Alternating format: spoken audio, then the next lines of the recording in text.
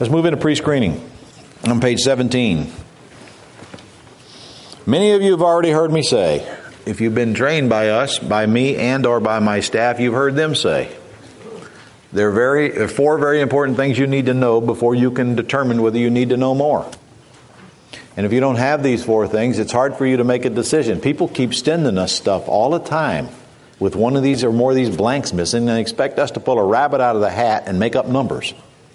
We ain't making up numbers, and neither are you.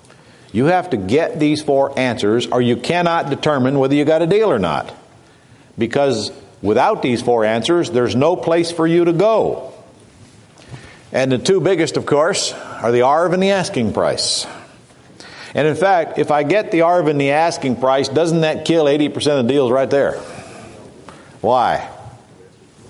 Because I'm not going to pay ARV. I'm not interested in paying retail price for property, residential or commercial. I'm just not going to do it. And there are some rare exceptions to that, and that would be one would be vacant land. I will tell you that if I'm going to pay retail price for anything, it's going to be vacant land. But only if I see a strong immediate upside to that vacant land and I've got full cooperation from the seller that if I pay retail price for the land, they're going to owner finance me to give me a chance to get the job done without using my money.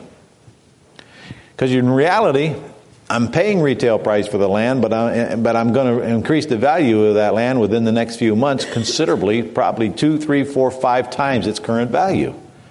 So I am buying it at wholesale, but I just got to make, it's kind of like buying a house and rehabbing it, isn't it? I'm buying it at wholesale, but it's only worth ARV after I rehab it. Well, if I can see my way clear of taking land that I'm buying it, would you consider, in fact, if I'm buying a junker and I'm paying a wholesale price, am I really paying retail for it because it has not been renovated yet? Does that make sense? Well, it's the same thing with land. I'm really paying retail for it at its current price, but I'm about to go rehab it, which means either rezone it or plot it or plat it or whatever, or change the use of it, and turn it into a higher ARV. So I'm still buying it at a wholesale price. But yet, if I had it appraised as is, where it is, I'd probably have it appraised for close to what I'm paying for it. Now, it's rare I'd pay that. It's rare I'll even pay that. But if there's any case where I'll violate that rule, it would be on the vacant land. Especially if I see residential vacant land sitting right beside commercial vacant land, and I know that by getting it zoned commercial, and I don't have any resistance to getting it changed to commercial, the value just skyrockets. So when I see this opportunity, I take advantage of it. But I'm going to tell you, it better be a darn good deal to get me to even pay what the land's worth as is, where is. Because there's a whole bunch of land out there. And there's a whole bunch of deals out there. And I live by that philosophy. Pick only the low-hanging fruit. Which is why Rick Wheat has screened out over 100 deals in the last 30 days. And only 6, 7, 8, or 9 of them have passed the muster. Well, we probably got, my guess is 7 or 8 that we are working on, that we haven't done the work on yet, that we just got out of the recent batch. And then he's already working on another 7 or 8 deals that we're actually negotiating, letter of intents out, and all that. How many did we have to throw away to get to that point? A bunch, because they weren't low-hanging fruit. Because most of them, because they're asking retail price for the property, or they want all cash and absolutely no cooperation from the seller whatsoever. So I'm going to tell you right now, if they want all cash, unless we're literally stealing that property, don't send them to us. If we're stealing it, hey, yeah, we'll take a look. I'll show you some examples of ones we're paying all cash for, but we're stealing them. If they will not cooperate with owner financing, it makes that prospect more like a suspect than a prospect. I'm not asking them for 10-year financing. Sometimes the financing is as short as a year. But I need some cooperation to make the deal work. And you'll see why when we start talking about how to structure offers. When the ARV and the asking is the same, man, I lose interest real fast. I got to know what's owed on the property. I can't imagine why somebody would go in and make an offer on a property and they have no clue what the debt is on it. Even if I'm paying all cash for a property class, Wouldn't it make sense for me to verify that my offer that I'm paying cash is actually more than what they owe? How do I look when I go in with a cash offer that's actually less than what they owe? Because I didn't take time to find out what they owed. Kind of dumb, wouldn't you think? And in fact, just got out of some seminar somewhere. And if you don't know what they owe, you got to find out what they owe. And if the realtor don't know what they owe, the realtor's got to find out what they owe. It never ceases to amaze me how realtors will list properties and not even ask the seller what they owe on it. I'll tell you what else amazes me even more. If I were a realtor and I listed a property, what's the first thing that I'd do on it? Very first thing I'm going to do when that listing agreement is signed is I'm going to run a title search. I'm going to run a title search. Why don't realtors do that? Instead, they list the property, bust their butt selling it, spend dollars on advertising, only to many times find out, get ready to close, and they can't deliver title, and it's all for naught. I'm doing a title search first. I want to know if I got good title. I mean, how much it costs to get somebody to do a title search? Nothing, usually. A relationship with a title company, especially if they know you're bringing them the business. That's the first thing I'm going to do. And when I'm out here listing a property and the seller won't tell me the information I need, I don't think I'm going to be listing that property. It's a matter of picking the low-hanging fruit. I can't imagine why why an agent wants to list a property when the seller won't even disclose to them the facts when they ask them the facts. So it leaves me the conclusion the agent's just not asking them what they owe.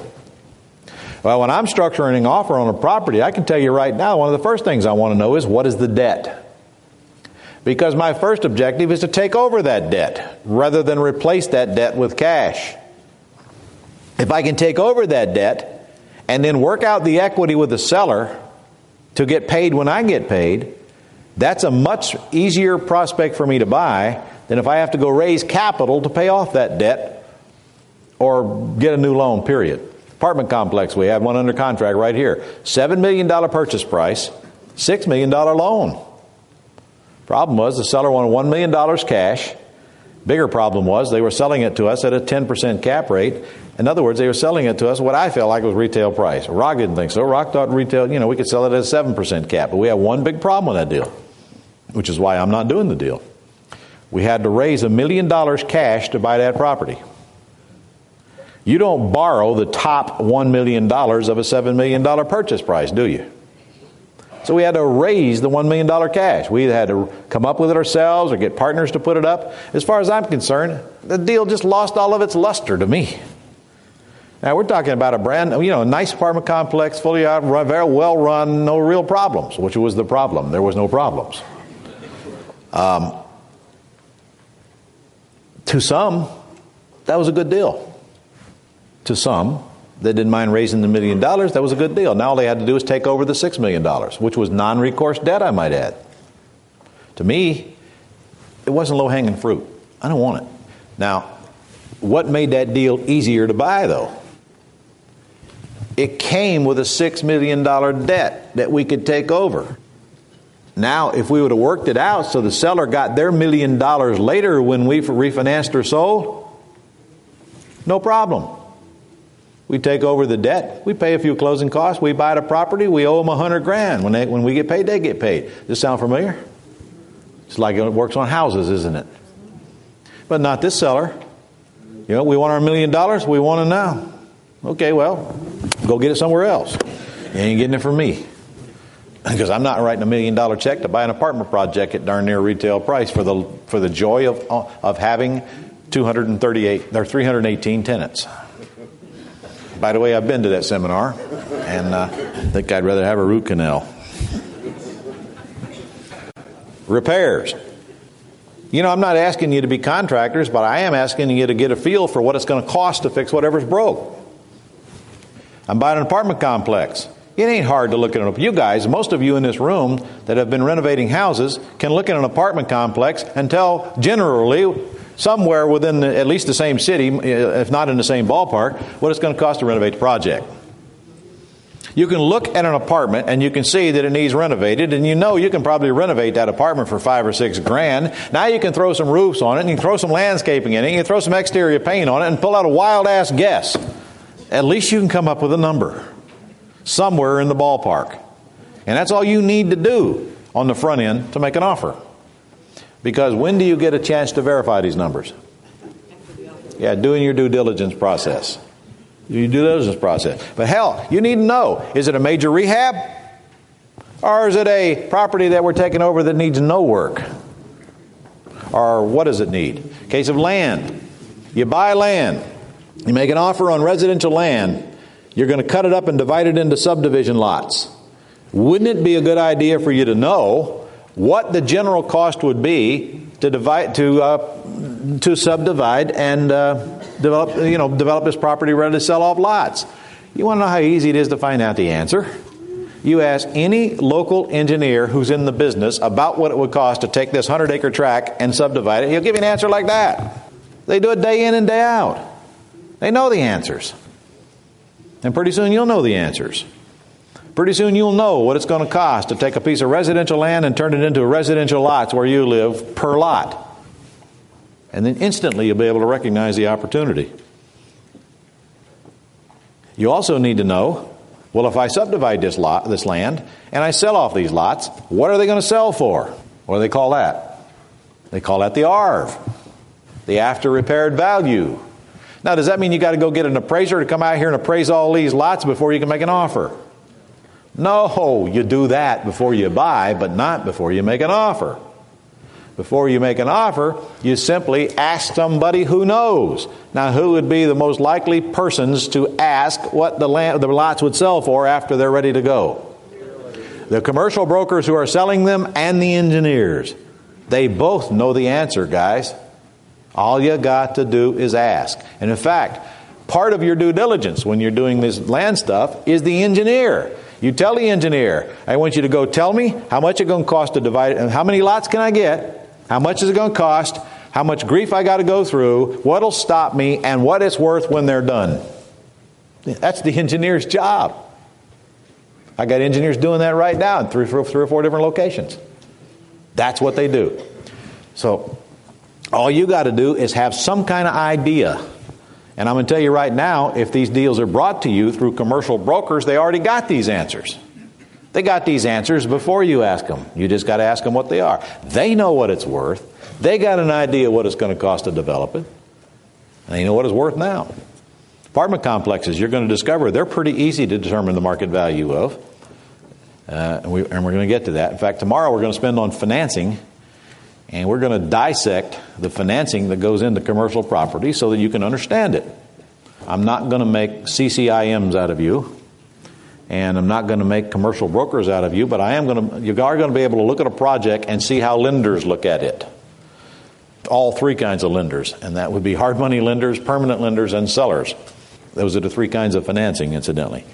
So when I'm pre-screening, what's the biggest, number one thing I'm looking for before I look at anything else? The difference between what?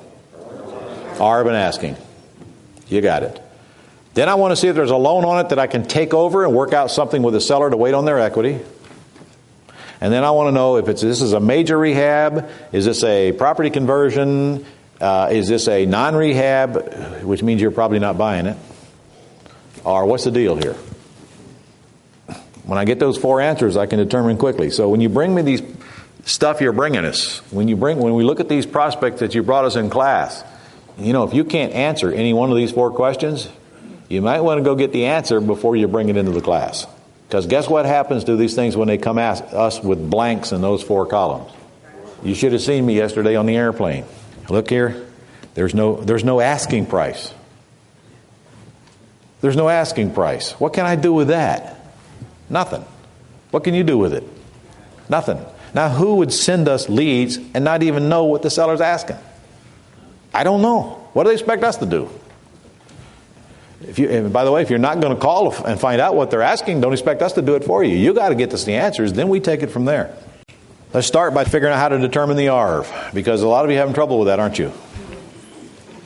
Well, I'm not going to fix it today. I'm only going to make it a little easier, I hope. And unfortunately, there's so many different types of commercial properties, the ARV is determined differently on each of those different types. So let's go down the list here at the bottom of page 18. All of you know how to determine the ARV on a house, don't you? Yes. How do you do it? You use comps. comparable sales.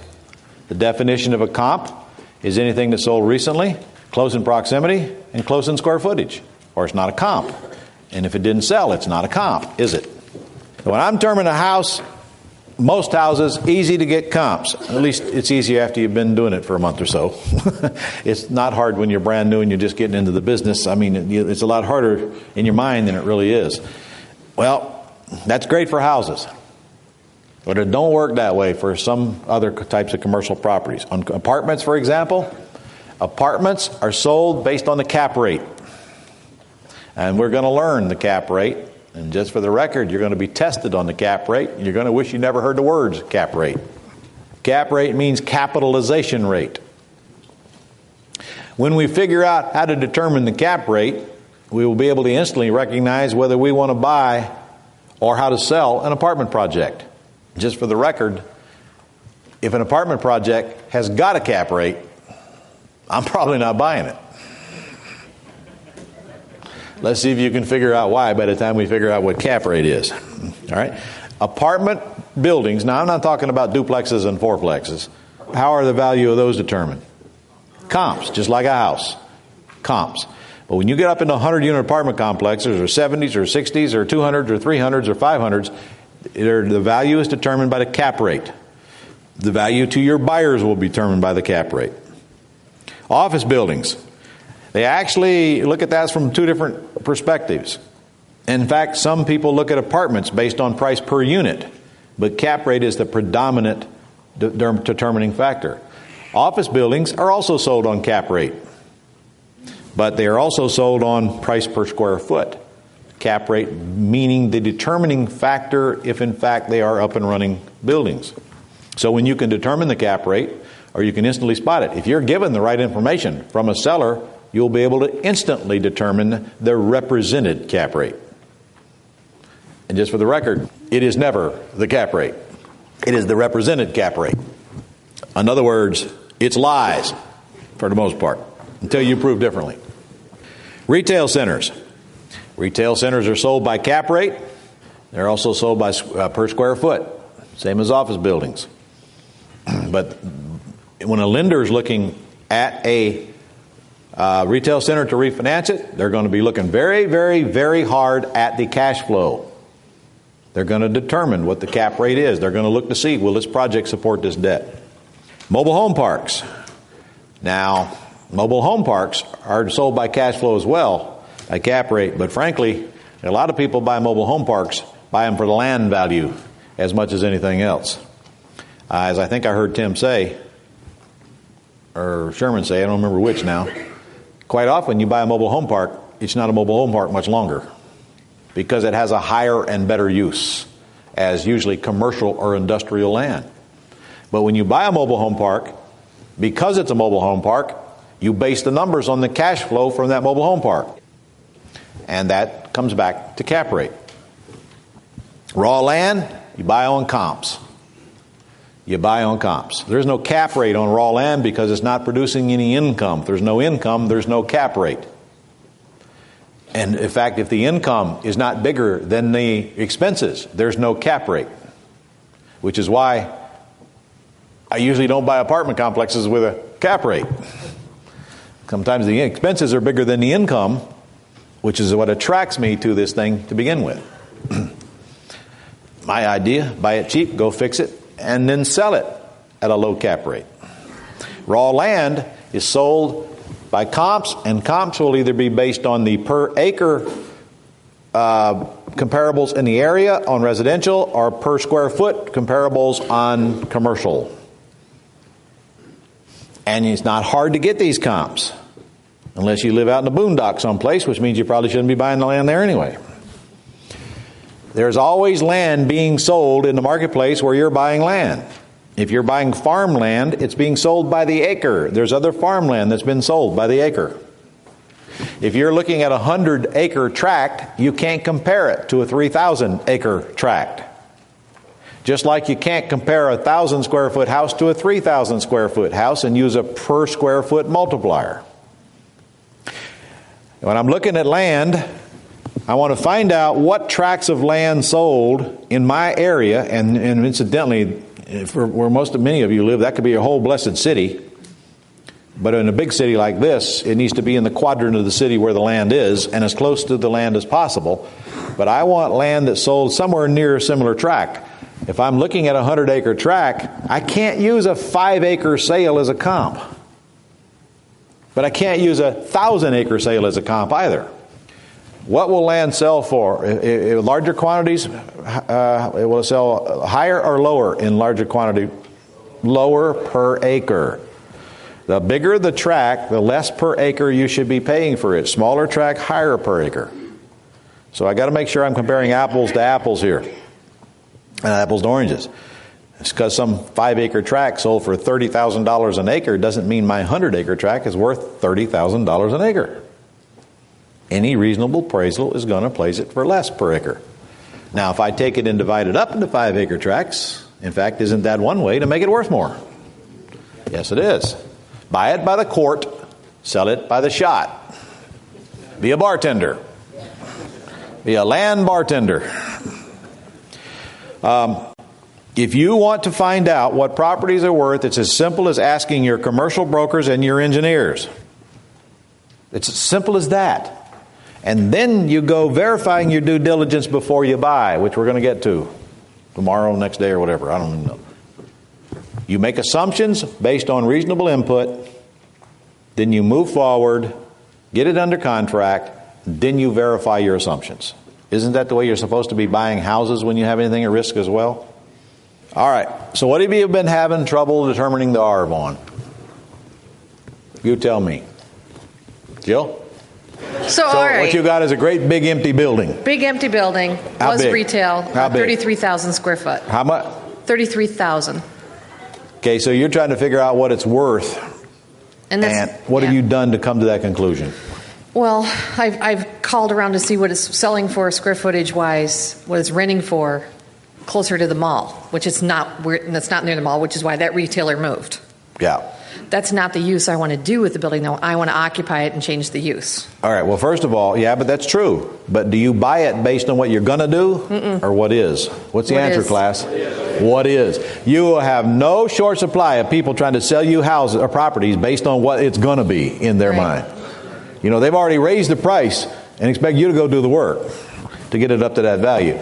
Believe me, people are in la-la land in commercial as much as they are in residential. All right, so you're having trouble figuring out what it's worth now because you really don't know what it's worth later. Right. All right, well, you have to determine what it's worth as a box that is rented. Okay. And your broker can tell you that. And he can tell you that because what are other boxes that are leased selling for? My biggest problem is I'm working with a seller's broker. Huh? I'm working with a seller's broker. Well, you can work with a seller's broker, but still you need to get somebody to give you some good solid input. So if I know what the box is worth leased at a reasonable rate that's applicable to my area, that easily makes me determine whether I can steal this box at a low per square foot value. In other words, what have boxes sold for that were leased to investors? If they sold for $40 a foot, and I can buy this box at $10 a foot, $12, $15 a foot, I'm probably got a reason to move forward. Okay. Assuming, of course, that this box doesn't need $20 a foot to renovate. Now, if I'm going to convert this box to a different use, which means what? I'm going to put walls in it and do what with it? There's actually 3 uses because it's just so big. And the parking spaces, it only has 192. Which would kill the use of any big box. Yeah. But it also kills the use of smaller boxes within the big box. Parking spaces are a really big killer of retail projects. Yeah. Because the city requires X number of spaces per square foot. Ah, okay. That's the first thing you'd want to know. Okay. And you better this is why you attend your planning and zoning meetings. This is why you get up to date on how many parking spaces are required for an office building where I live. And, you know, how much greenery area do I have to have where I live? And you can do all this stuff during your due diligence. And I've lost several projects when I found this stuff out after the fact. I had a 40,000 square foot office building under contract in Jacksonville, only to find out that it's great. I could renovate it and I could do well, and I was buying it cheap, but I didn't have enough parking.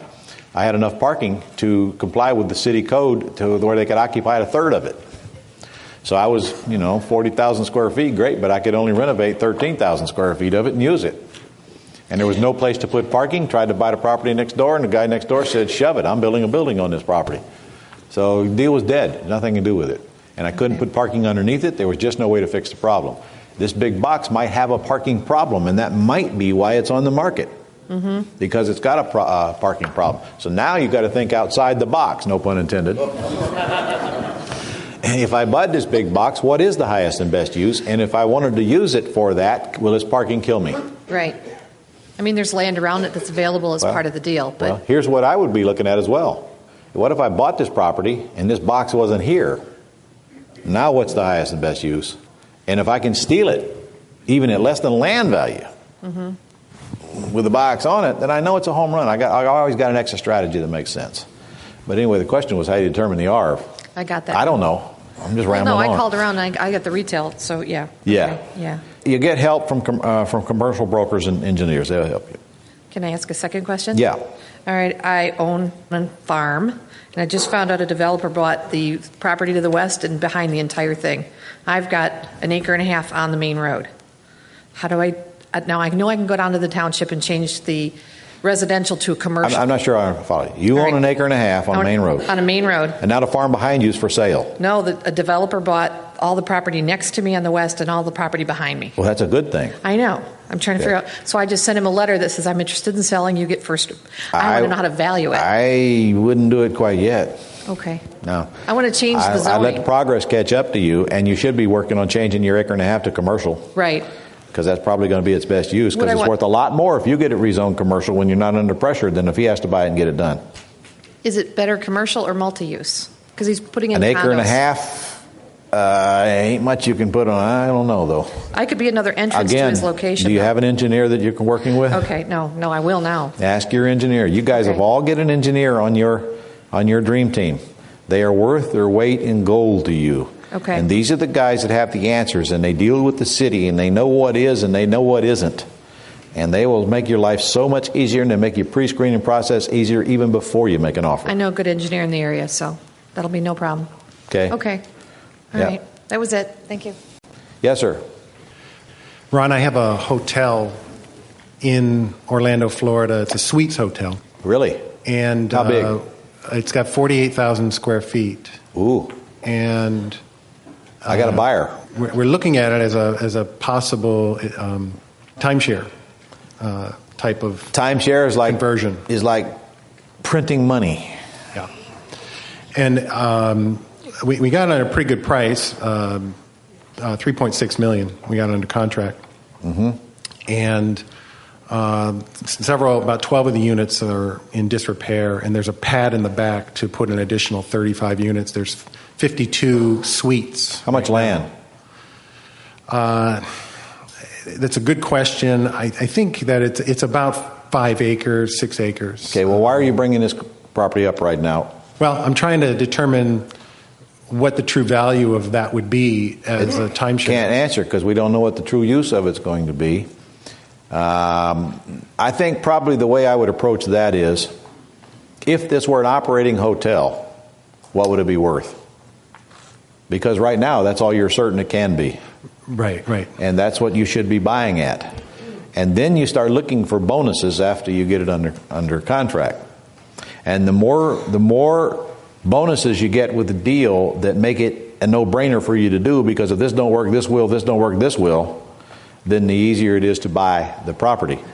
And I don't know if you got a good deal or not, $3.5 million. I can't tell because I don't know enough about that project. How do you sounds like you did. How do you value an operating hotel? How do you determine what? Well, it's going to be valued by the cash flow, the cap rate. But I would look at this as first of all, here's what I'd do. I'd say, what is this land worth for its current use?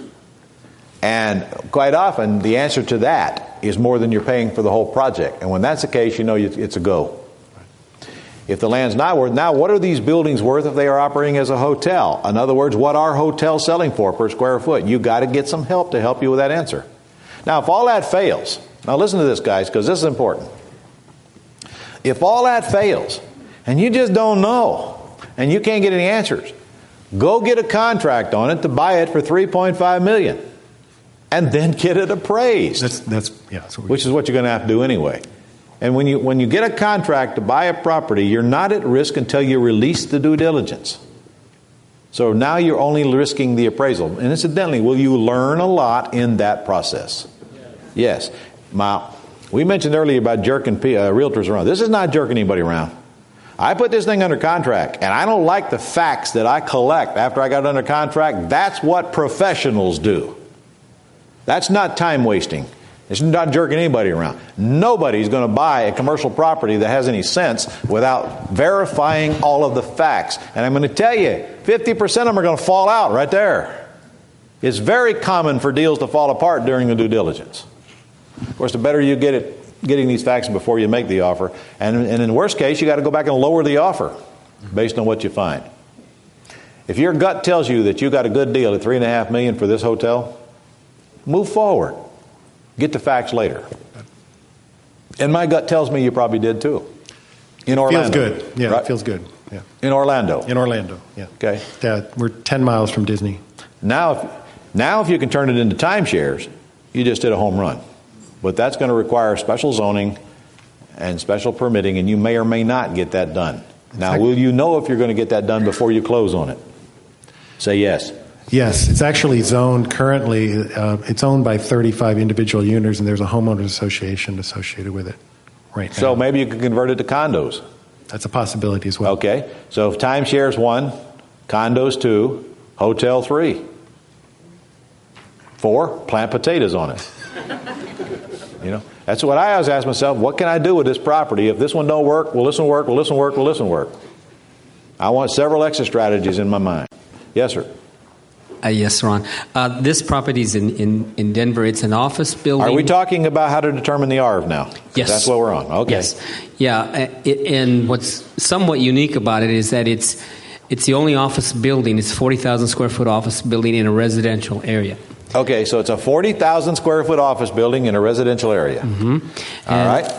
And there's in Denver. In Denver. And is it occupied or vacant? It's occupied, 30% occupied. How much? 30%. Does that make your heart go pitter-patter? Huh? Well, I'm not kidding. The minute you hear it's 30% occupied, you should get orgasmic. What does that tell you? It tells you we got an owner that probably should be doing something other than managing this building. Or we got an owner who's hired a manager who should be doing something other than managing this building. It tells you we got a people problem, probably. Now, there may be a property problem here. I don't know yet. But, all right, so you got 40,000 square feet. Mm-hmm. Okay. Now, what is the asking price? $4 million. $4 million. How much is that per square foot, class? Is it 100? 100 times 40,000 is $4 million. You're right. Okay, if it's $100 a square foot, yeah, they're I'm not really excited about it. Well, that's unless you can show me in Denver that office space is worth $200 a square foot. Well, that's just it. The project, from my engineer's perspective, is a prime condo conversion because it's a block away from the new rail system that's coming in. It's a condo conversion to what? Office condos or residential condos? To residential. All right. But you can't buy it assuming all that's going to happen, can you? Well, nothing. Well, first question is this. What is an office building worth occupied as offices on that property? Right. You should know that. Yeah. And it's easy for you to find out. What you call up 2 brokers. What are offices selling for in the Denver market? Mm-hmm. And here's where mine's located. Tell me what you think between what and what per square foot. Well, if he says between $100 and $110 a square foot, you got a seller asking retail price for a property that's 35% occupied. You're not going to buy that property. Well, that's where the opportunity lies. They're asking $4 million, but I believe they'll take something as low because they are in trouble. I think they'll take probably 2.2 No doubt million. about it. Yeah, they're certainly going to take less than $4 million. What if you find out that offices are worth $200 a foot? Huh? Have you already got a home run before you hit a grand slammer here? Yeah. So, as soon as you find out what that thing is worth as offices. Now, we all know it's worth more as condos, don't we? But that's a bonus. I want to pick the low-hanging fruit first. Gotcha. I want to buy it assuming I have to convert it to exactly what it is and rent it out and still make a killing. So my offer is going to be based on that, knowing internally that I can do a lot better than that. But you see, you're not converting that thing to condos till you get approval from the city and all governmental authorities. And there's a good chance that that ain't going to happen before you have to close on it. My engineer tells me that's doable. Your engineer, they always do. Yeah. All right? Yeah. And if it's doable, God bless them, let's get it done. Yeah. During our due diligence. Because now think about it. He's got to get this thing funded somehow, regardless of how he gets it funded. Is it going to be a lot easier for him to get this funded with written permits and approvals from the authorities that can stop it from taking place? Absolutely. And then all he's got to have in place is what it's going to cost to fix it and then what it's worth when it's done. That's what a lender wants to see. And if you can get that before you close, God bless you. But what if he can't? What if he has to buy this based on there's a chance that might not happen? If he gets it at a good enough price, and especially if he gets office financing in it, can he still go forward not seeing the light at the other end of the tunnel yet? Can he go forward knowing that he doesn't have all the answers? Folks, if you're not willing to do that, you're not going to buy much commercial property. Thank you. Yes? Do you have any shortcuts for finding and pre-screening engineers? Yeah, find the ones that are working day in and day out and have been around forever. They wouldn't have been around forever if they didn't cut the mustard. Are there public records you could check to see how active they are? Just ask the commercial brokers. Just ask the people that are playing Monopoly every day where you live. You won't have any trouble finding engineers. Got it. Thanks. Yeah. I'll tell you what. If you know somebody that works at the city, ask the city who they like. Because that's going to save you a lot of grief. Yes? What type of engineers are we looking? Are these civil engineers or construction engineers? They're trained. They're kind of drive the trains. Just kidding. They're just kidding. They're the engineers, the same guys who will draw your plat map of a residential development, the same guys who will create the plan, the site plans to get a project working, and ultimately they're the same guys who will get all the drawings and all the work done to build the construction clear through, working with architects, if architects are applicable. You know, when you're cutting up a piece of land and dividing into lots, there's no architect. When you're building a building, there's an architect. The engineers make all this happen. They get the people that they want to work with. They guide the process through, including getting all the permitting from the city. This is their responsibility. This is what they do. This is what you're paying them for. Yes, sir. To determine the ARV on office and warehouse. Yeah. 100,370 square feet. How much? 100,370 100,000 square feet. Yep. 8.12 acres. It's all commercial industrial. Okay. Right now, it's fully occupied. What's the asking price? $1,560,000. There's an What? $1,560,000. 100,000 square feet? Yeah, $15.54 per square foot. Very inexpensive. Are there people in this city? This is in a suburb of Syracuse, New York, DeWitt. Oh, no wonder. Just kidding. Should I go on? I don't need to know anymore. To know this ain't a prospect. This is something you should be working on right now instead of being in this class. Do you realize, and by the way, that's not $15 a square foot. Where'd you get that at? You got 100,000 square feet at $1 million. That's $10 a square foot.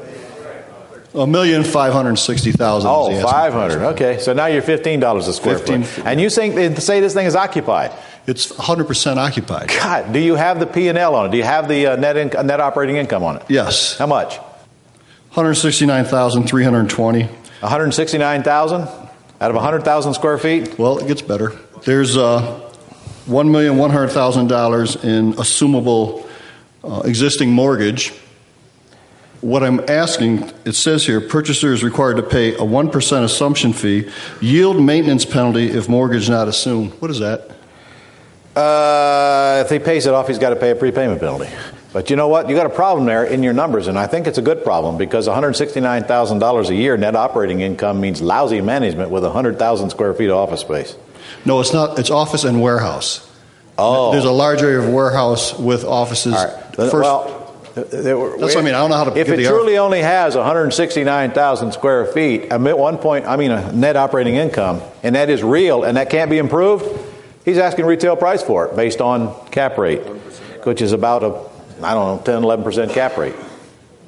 And that's all warehouse spaces were. Warehouse space is going to go 12% cap rate. It don't sell for 7%. Well, it's two-story. There's offices in here as well, and there's 4. I see a lot of upside there. Plus, they're asking 1.5, which means I'm going to buy it for a lot cheaper. And I'll tell you what I see that excites me: 100,000 square foot of anything that's a building that you can buy at $10, $15 a foot is probably a good deal. Plus 8.12 acres with it. Yeah. Oh, I forgot about that. That's even a better deal. Yeah. Now I got me 2 acres worth of property to go to this building, and 6 acres I can do something else with. I can see all kinds of opportunities to expand that one. And it's probably a property that would require a partner to make it work. I think I know where to find one, sir. Yeah. Yes, sir. Yes. This is a land deal. It's 600 acres. 600 acres. 600 acres. Certain area of Arizona. How come we're doing deals? We're supposed to be determining ARB. Is that what we're talking about? Well, this is a very good question, I believe, for the class. Okay. 600 acres. Okay, I'm pulling it's in together. Arizona? We have the comps on it. The offer is $2,800 an acre cash. $2,800? $2,800 an acre cash. Cash. Who made that offer? That's the offer that the finder and myself agreed on to the seller based on what we know the land value to be. What is the land value? Land value is a minimum of $5,000 an acre in this area. How much? Minimum of $5,000 an acre in this area. What are we missing?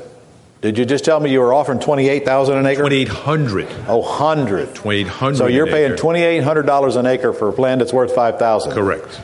Okay. I'd say that's a dumb offer. That's a dumb offer. Okay. Why? Because you can go buy land at 60 cents on the dollar if you want to pay cash for it all day long. That's not how you buy land. There's a lot of better ways of buying land than that, which you're going to learn here before the day is over.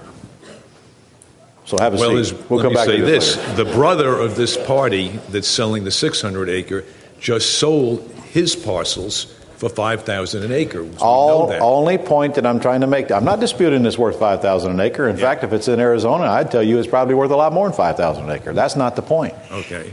The point is you're paying cash for a property without trying to buy it any other way first. You're buying it the wrong way first. You haven't heard the rest of the question, though. That's what the individual wants. What I can do on the financing is as follows. I can get 12% for 5 years at 60% LTV, which to me is a hell of a cheap carry. Let's have this conversation when the day is over and you see the error of your ways. Okay. You might have just noticed that we have a distinguished-looking gentleman up here. This gentleman's name is Brandon Barnum. He hails from Oregon, and he's going to be spending a good part of tomorrow with us because he's also in the lending mortgage business. The deal he was telling me about at lunch, which makes me sick, and make me already want to add a few more zeros. I think he's going to enlighten you on that, but he's here to help us learn about financing, and he's also going to be a source you guys are going to want to tap into for all kinds of financing. So, Brandon, I'm going to turn it over to you. Who are you? Where are you from? Why are you here? All right. Well, thank you. First of all, I am not a professional speaker, so I am a serial entrepreneur like most of you out there. I have a number of different companies. I have a residential mortgage company called Integrity Lending, licensed in a handful of states. I have a commercial lending company, which is the reason I'm here today, called Integrity Commercial Lending. I have an investment fund we're building called Integrity Investment Fund. And then I have recently started a few different businesses in the commodities business that I'll share with you about in just a few minutes. And then I have, I have a nutraceutical company too called Longevity Labs as well. So serial entrepreneur, too much on my plate. Most of what I do is help people make more money by helping them tap into financing sources, whether it's traditional lending or individual investors or investment funds or insurance pools. We use a lot of different sources. And really what I consider my firm to be is we're deal makers. Our job is to analyze an opportunity. Number one, make sure that it makes sense for the potential investor. But then number two, figure out how to get it done. Now, sometimes it's going to be hard money. I know we're going to get more into this tomorrow. But really what we are is a creative resource, because we only get paid if we get you paid.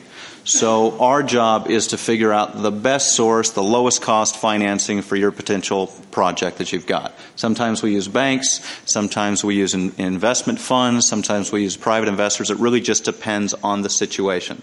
So I'm planting that caveat to let you know that there's a lot of different options out there. I'm going to give you some answers that are sort of standard for the industry. I'm going to teach you some tips and secrets that banks don't want you to know.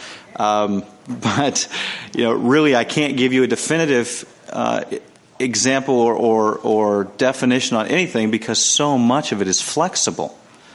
And really, that's our job, is to be creative and flexible. So I wanted to just share with you the story I was sharing with Ron at lunch. And really, I give Ron credit, because I have a personal mentor, Mark Victor Hansen, who some of you know, he's the Chicken Soup for the Soul guy. Last June, he said, "You have got to meet Ron LeGrand." And so I flew down to Dallas in, I think it was June of last year. Might have been July, June or July. And met with Ron, and was just totally enamored with what he's doing and his whole program. And I said, I got to sit through your boot camp. I mean, I do real estate, I know how this works, but I want to see it in action.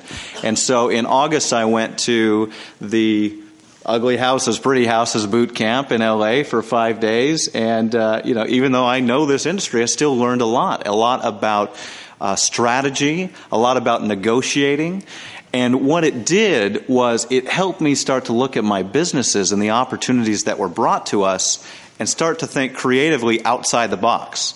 Because, we, especially with Integrity Commercial Lending, while a lot of what we do is real estate or asset-based lending, we also have business financing that we do as well. And one of the opportunities that we had at the time was we have an iron ore mine down in Venezuela that was seeking $250 million in funding so that they could build, rather than just crushing this rock and selling it out in the bare form, they wanted to process it, refine it down to a higher concentration of ore where the price triples.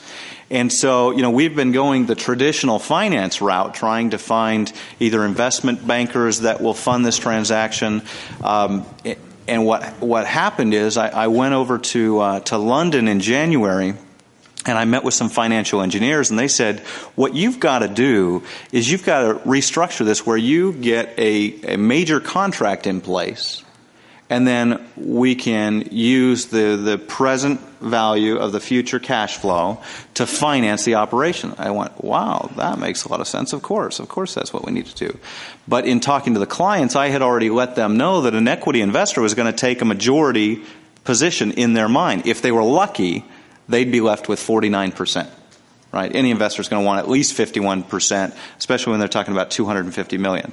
So the client was all positioned, and what we did was when we went from London actually over to China on a $650 million power plant where we're helping finance $200 million of it to build a new power plant, because China's sort of got a bottleneck. They can't increase their production because they don't have the energy capacity, and they're having blackouts like we had in California last year.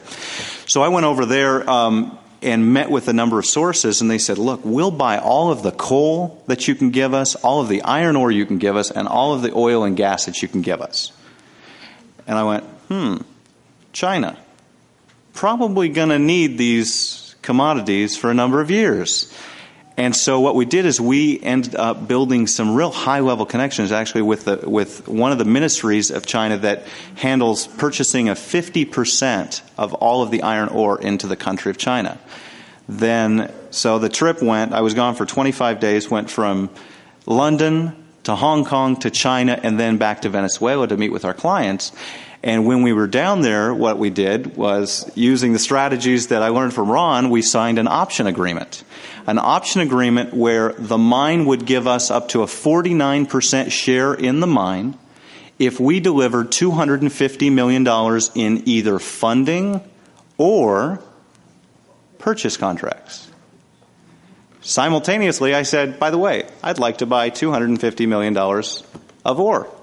So we signed an exclusive contract. We created one special purpose company to sign the option agreement to put the equity interest in, and we created a different special purpose company to not only execute that first $250 million purchase contract, but we also got the mine to give us an exclusive purchase contract on all of their production for the next 20 years plus an extension of 20 years. So we wrapped up their capacity for 40 years at 20% off retail price.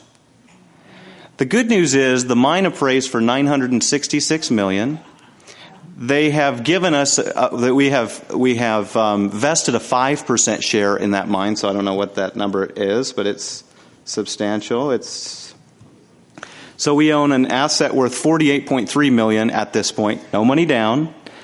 We have just gotten the signed contract from the first Chinese buyer for 5 million tons that we're anticipating making probably about $18 per ton on. We're still waiting for some of the final logistics to come in. And then we're simultaneously executing another contract with a different Chinese buyer for 9 million tons. So assuming that we get that second contract done as well, it's over $1 billion in contracts, and it's roughly $230 million in net profit just on the buying and selling the ore, not counting the equity investment in the mine itself. And I owe it all to Ron.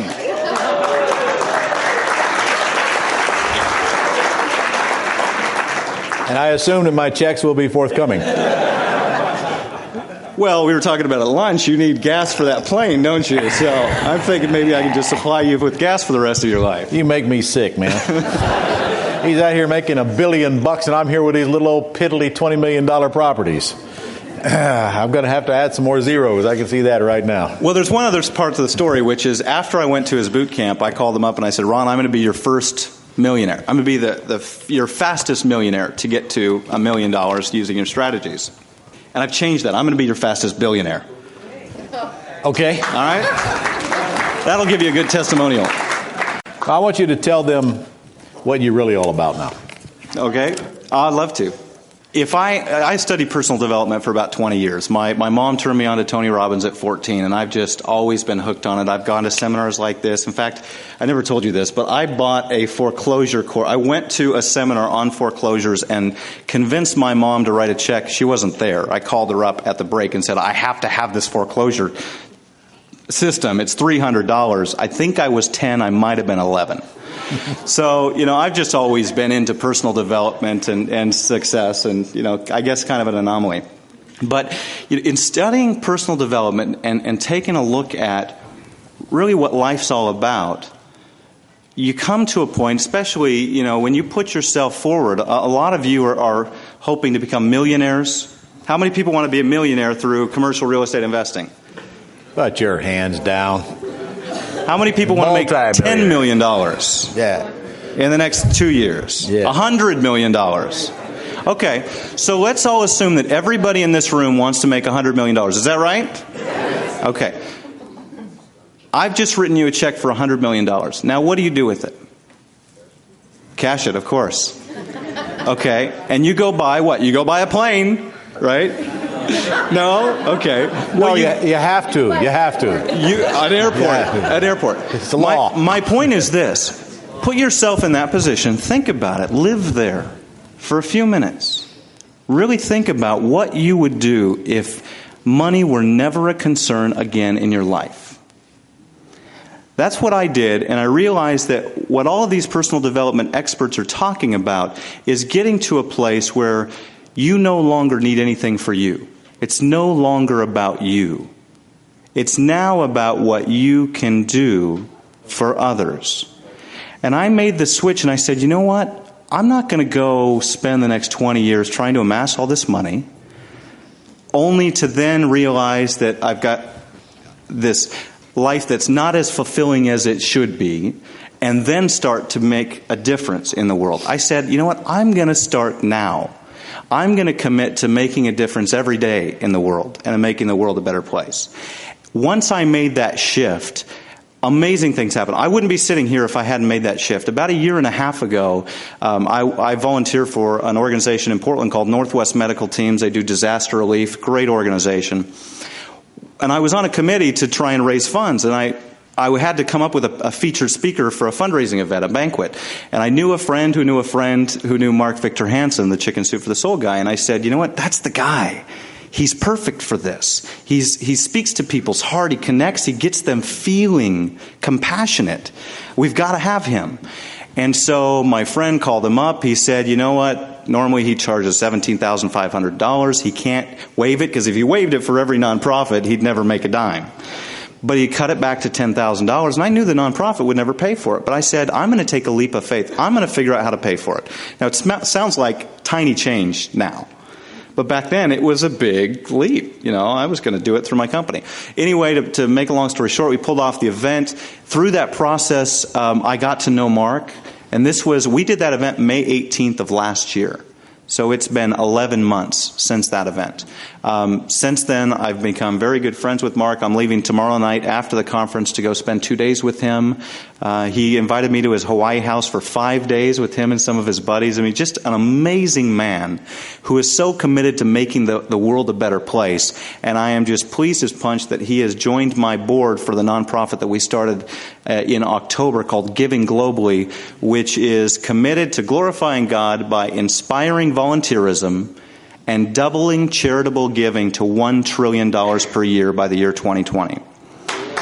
That's my passion. That's why I do this. But he's not a good public speaker. Can we move back to the material now? Okay. Anybody care anymore? Okay. I care. I want to learn how to make more money. First of all, I want everybody to commit to tithing, right? So when you make all this money, you're going to make a difference in the world, right? Good. All right, well, let's get back in our books and talk about something as lowly as cap rate. And that will be on page 19. And I asked Brandon to come up here because he is in the financing world. He clearly understands cap rate. By the time this day is over, you're going to clearly understand cap rate. You must understand cap rate. And it's what drives the world of most commercial properties. And it is nothing more than the net income that comes from that. It's a return on investment. It's what it is. It's all it is. Capitalization rate. And it's nothing more than the net operating income divided by the purchase price. So to arrive at the cap rate, you simply have a simple division problem. The net operating income. Of course, that's another trick in itself, and that's to arrive at the net operating income and to believe it's real. Because obviously, if it's unreal, then your cap rate is unreal because you're starting with bad information. And a real trick you're going to have to learn when you're looking at properties, and we're going to get to that, is how you determine whether the cap rate makes any sense or not.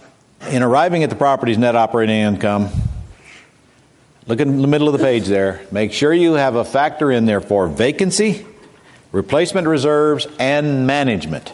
You have to assume that you're not going to manage it, and you're not, because I'm not going to let you. I'm not going to let anybody in this room personally manage a property. In other words, manage the tenants. This is not what you should be doing. And incidentally, just so you'll know, there is no property management segment in this training. How come? Well, no, it's another boot camp for sure, but not one I'm going to teach. I can tell you all how to be expert property managements in one sentence. Hire the experts. And get out of the minutia part of the business that you don't want to be in anyway. And focus. You're not going to make any money managing a property. You're just going to protect it. You don't want to be managing. You want to be buying. Constantly buying.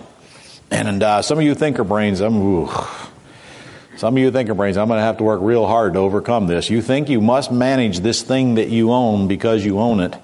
And if you can't get away from that mindset, you're never going to get into a position where you know, last time I met this guy, he wasn't worth, he was just nobody. Wait a minute, you invited me here thinking I was still nobody. Actually, he came down to Vegas and we talked, and it didn't take long to figure out that this guy is really going to go someplace real quick. And it turns out he was right. I was right. Sometimes you can just tell, can't you? I just learned that the less I do, the more I make. Where's that at? Okay. By the way, if you ever use that, Brandon, just make sure my name's under it, will you? All right. You got it. Okay. So make sure that management is plugged into your numbers, assuming you're not managing it. And you can get those numbers from any commercial real estate broker or management company. Usually somewhere between 5 and 10%. Sometimes it goes higher than 10%, depending on the difficultness of managing it. Also, make sure there's a vacancy factor. There is not a building on the planet that doesn't have vacancies from time to time. And even if it doesn't have vacancies, any lender looking at it is going to assume it does have vacancies. Vacancy is an expense. It's not really an expense, but it certainly comes off the gross income, and it has to be factored in before you get to a net operating income. And also replacement reserves, one that nobody thinks about. Lenders think about it. They want to know that you're going to take care of the asset. They know that roofs go bad and plumbing goes bad and things go bad and driveways need to be resurfaced and all this stuff. So you have to have a replacement reserve factor built into your net operating income. Now, I'm telling you this because sometimes you get statements from the sellers and this stuff not in it. If you do, does that affect your net operating income? And then based on this formula, does that affect your cap rate? Okay, so I told you earlier, there's the represented cap rate, then there's the real cap rate. In other words, an erroneous NOI will give you a fictitious cap rate. Now, Brandon, I'll take your input on this one, and I'll take the commercial brokers out here. Cap rates are going to vary. They're going to vary on type of project, and they're going to vary from area to area, and they're going to vary with the economic climate.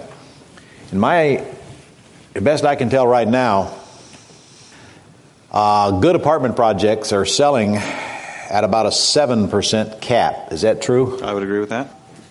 Office warehouse projects right now are selling at about a 10 cap. 9.5, 10.5, yeah. Okay.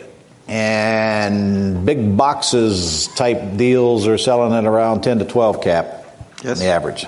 So I'm right there. Pretty much nationwide is that? You think that is nationwide, or is that just my observations from dealing with where I've been? No, I think when you add that 2-point spread in there, you're pretty safe at covering it. Absolutely. And what makes the cap rate fluctuate up or down from time to time? Supply and demand. I mean, honestly, it's what the market's doing out there. I mean, there's going to be increases and fluctuations in individual markets as well as trends in individual property types. I'll tell you this much. When the interest rates go up, so will the cap rates people are buying property at. We are in a great time right now. Everywhere I go, brokers will tell me, man, these people from California just come buying this stuff sight unseen. I made more money this year than I've ever made in my life. It's true. I mean, I'm in Dayton, Ohio, and I'm getting this lecture from a broker. These guys are coming here buying this stuff. They're crazy. But what kind of stuff are they buying? They're buying the stuff that doesn't need work. They're buying the pretty stuff. They're buying it for their reasons. I'm buying it for my reasons. And so it's important for you to know what the market is paying for a cap rate. I was telling you about that apartment project that we had in a contract here. Rock wanted to buy it at a 10% cap, figuring he's going to sell it at a 7% cap. And he's probably right. But in order to buy it at a 10% cap, you've got to come out of pocket with $1 million and hope it sells for a 7% cap. I didn't like those numbers. I didn't like those odds. Now, if that was the only deal I had that I was working on, maybe I might have moved forward with that project. But since it wasn't, and since I'm picking low-hanging fruit, and since I get to choose what I work on, and since my life doesn't revolve around that one project, I said no. May you may have made a different decision. And even if you made a different decision, it could have been the right decision. Yes, because we're operating for different reasons. I mean, I want deals that are slam dunk. When I go fishing, forget this hook and line crap. I want gill nets and grenades. And when I'm shooting fish in a barrel, I want a bazooka. All right, so at the bottom of page 19, if I'm buying an apartment building for $1 million with a 10% cap rate, that means it has to have net operating income of $100,000. $100,000 divided by $1 million purchase price is a 10% cap rate. Is everybody following me on that so far? Okay, you're just going to figure out where to put the decimal point. I'm not teaching you math. I'm assuming you can handle that. The operating income is 10% of the purchase price. On the next page, there's a couple of very important formulas that you don't want to lose because you will need them come test time. They should be planted in your head. Suppose I want to know what the cap rate is. Then I take the net operating income divided by the purchase price, but now suppose I want to use the cap rate to determine what to purchase it at. Now I take the net operating income and divide it by the cap rate to determine, I guess that's kind of the Mayo formula for commercial property. If I take the NOI and I divide it by the cap rate, and it comes out at a 7% cap rate, what does that tell me? Paying too much. I'm paying the same price that I would be lucky to sell the project for. The lower the cap rate, the lower the return on the investment if I were to pay all cash for this property. Make sure we're clear on this. The higher the cap rate, the higher return on investment. So who would you guys, if you're going to invest money, would you rather have a 7% return or a 12% return? A 12% return, okay? So the higher cap rate, the better the return. Get that fixed in your head because you're going to need it to be able to do these equations without looking at the book. So let's say somebody's trying to sell me something at a 10 cap. I take the net operating income, I divide it by the 10%. I'll know if the purchase price is high or low just based on that equation. And I'll tell you, when you're looking at apartment complexes, one of the factors that will eliminate them quickly, like I showed you on LoopNet a while ago, is when somebody's trying to sell you something at a 7, 8, or 9% cap. Immediately you know property doesn't have a problem, seller doesn't have a problem, seller's trying to cash out for retail price. Now that doesn't make you mad at them, does it? Because pretty soon you're going to be one of them. But we don't buy like we sell, do we? We have to build in our profit.